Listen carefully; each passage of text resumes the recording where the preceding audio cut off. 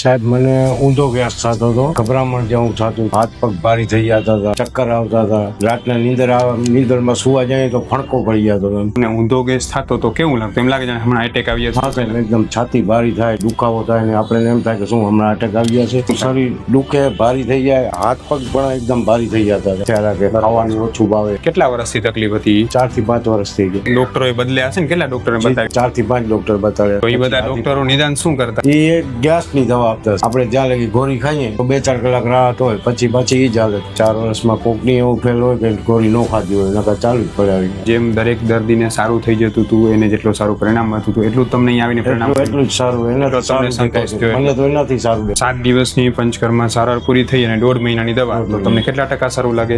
90% ફરક. તો હવે જેમ ઓલી એસિડિટીની ગોળી તમે 4 વર્ષથી ખાતા તો એ ખાવી પડી છે કે 1.5 મહિનામાં એક ગોળી નથી ખાધી. વધુ માહિતી માટે નીચે આપેલા વોટ્સએપ બટન ઉપર ક્લિક કરી અમને મેસેજ કરો.